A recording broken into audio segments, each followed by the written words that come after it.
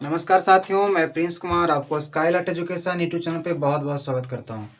साथियों, आज हम आपके साथ आज बहुत इंपॉर्टेंट टॉपिक पे बात करने जा रहे हैं और आज का हमारा जो टॉपिक है वो है प्रश्न प्रक्रिया से संबंधित। आज मैं बताऊंगा आपको कि संसद में कैसे कोई प्रश्न किए जाते हैं, कोई प्रश्न कितने प्रकार के होते हैं, क्या टाइमिंग होता है कौन प्रश्न करने का, तो संसद में कैसे प्रश्न प्रक्रिया होता है, आज हम इसी के बारे में बात करेंगे। तो चलिए शुरू करते हैं। देखिए, सबसे पहले आपको बता दें कि प्रश्न का प्रकार यानी कि प्रश्न कितने प्रकार के होते हैं। तो प्रश्न जो होता है वह दो प्रकार के होते हैं। एक होता है तारांकित प्रश्न, स्टार क्वेश्चन, और दूसरा होता है अतारांकित प्रश्न। तो तारांकित प्रश्न जो होते हैं वो क्या होते हैं, जिस प्रश्न के अंत में तारा लगा हो उसे हम लोग तारांकित प्रश्न कहते हैं। यानी कि संसद में कोई प्रश्न करना है और उस प्रश्न में अगर तारा लगा हुआ है, स्टार का साइन लगा हुआ है, यानी कि इस तरह से अगर साइन लगा हुआ है तो समझिए तारांकित प्रश्न होगा। और तारांकित प्रश्न का जवाब जो होता है वह मौखिक रूप से दिए जाते हैं। एक दिन में 20 तारांकित प्रश्न पूछे जा सकते हैं। तो सबसे बड़ी बात यह है कि तारांकित प्रश्न का जवाब कैसे मिलेगा। तो तारांकित प्रश्न का जो जवाब होता है वह मौखिक रूप से मिलता है। तारांकित प्रश्न वैसे प्रश्न को कहते हैं जिसमें तारा लगा होता है, स्टार लगा होता है। मैक्सिमम अधिकतम एक दिन में कितने तारांकित प्रश्न किए जा सकते हैं, तो एक दिन में 20 तारांकित प्रश्न किए जा सकते हैं या पूछे जा सकते हैं। दूसरा जो प्रश्न होता है वह होता है अतारांकित प्रश्न, यानी कि जिसमें स्टार का साइन नहीं लगा रहेगा, जिसमें तारा का साइन नहीं लगा रहेगा, वैसे प्रश्न को हम लोग अतारांकित प्रश्न कहते हैं। ये अतारांकित प्रश्न का जो जवाब होता है वह कैसे दिए जाते हैं, तो वह जो है लिखित रूप से दिया जाता है।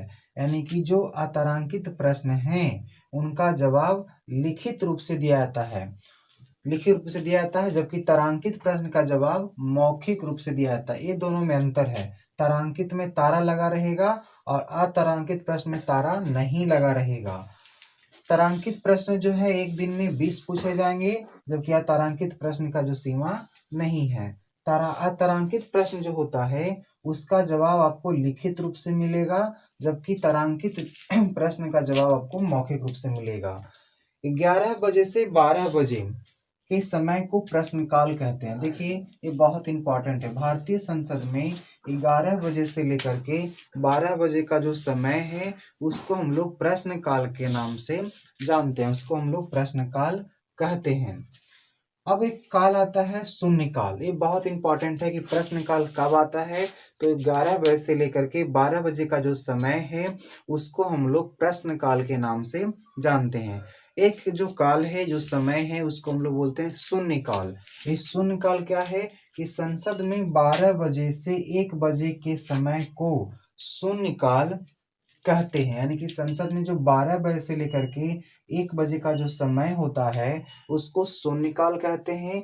और शून्यकाल का जन्म भारत में हुआ, इसीलिए शून्यकाल को भारतीय संसद प्रणाली का देन कहते हैं। यानी कि शून्यकाल का जो प्रारंभ हुआ ये भारत से ही हुआ है, भारत में शून्यकाल का प्रारंभ हुआ है, इसलिए शून्यकाल को भारतीय संसद शासन प्रणाली, भारतीय संसद प्रणाली का देन कहते हैं। यह नामकरण जो है भारतीय समाचार पत्रों के द्वारा किया गया है। यानी कि शून्यकाल है उसका नामकरण किसके द्वारा किया गया है, तो वह समाचार पत्रों के द्वारा किए गए हैं। तो आपको यह याद रखना है कि शून्यकाल का समय क्या है, तो 12 बजे से लेकर के 1 बजे तक का समय होता है शून्यकाल का। इसका जन्म भारत में हुआ और इसका नाम जो है वह समाचार पत्रों के द्वारा दिए गए हैं।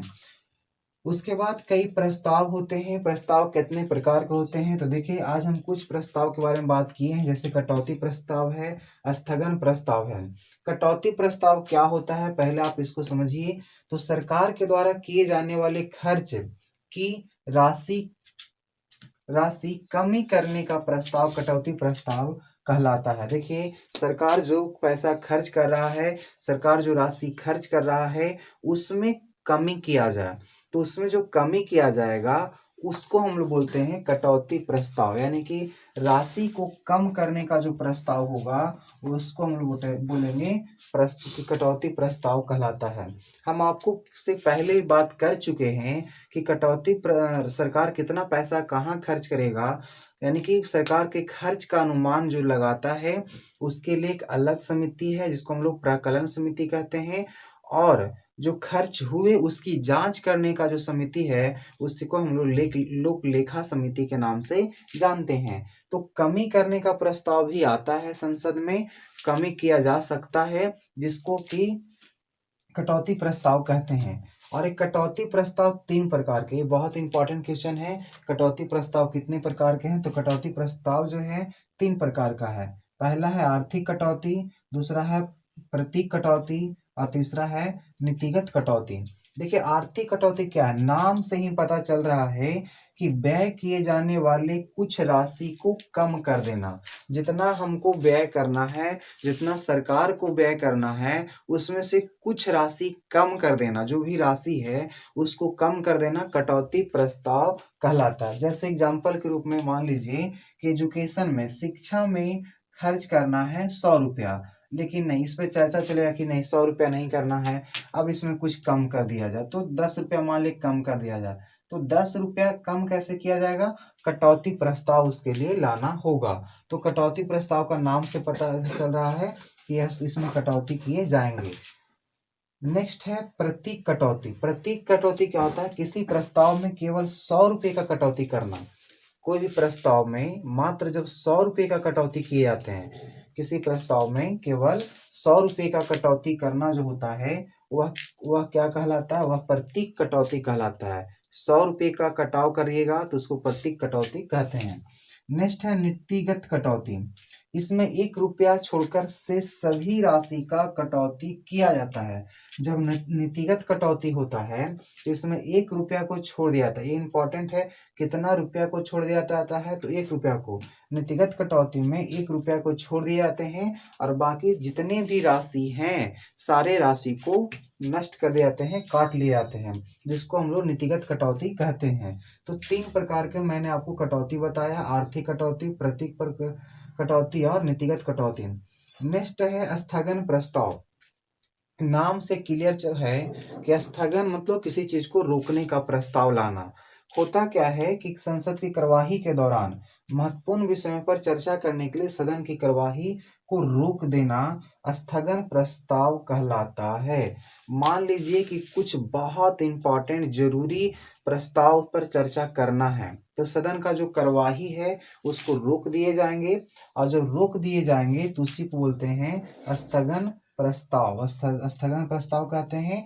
लेकिन स्थगन प्रस्ताव को लागू होने के लिए, यानी कि इसको सहमति के लिए कम से कम 50 सदस्यों का सहमति होना जरूरी होता है। तो इस प्रकार से आज हम आपके साथ बात किए हैं प्रश्न प्रक्रिया के बारे में कि प्रश्न प्रक्रिया कैसे होते हैं भारत संसद में, प्रश्न कितने प्रकार के होते हैं, कब से कब कौन सा सवाल पूछा जाता है, तारांकित अतारांकित के बारे में बताया। आज से आपके साथ मैंने आपको ये भी बताया कि कटौती कितने प्रकार के होते हैं। फिर आपको मैंने आज समझाने का प्रयास किया है कि स्थगन प्रस्ताव क्या होता है। तो मित्रों, हम प्रतिदिन आपके साथ इसी प्रकार का वीडियो जो आपके लिए नॉलेजेबल है, जो पीटी और मेंस दोनों में काम देता है, उस प्रकार के वीडियो हम डेली लाते रहते हैं। तो आपसे मेरा रिक्वेस्ट है कि आप अगर हमारे चैनल पे नए हैं तो हमारे वीडियो को क्या करिए, लाइक करिए, शेयर करिए, और अगर आप नए हैं तो हमारे चैनल को सब्सक्राइब करिए और हमारे साथ हमेशा जुड़े रहें। वीडियो को देखने के लिए धन्यवाद।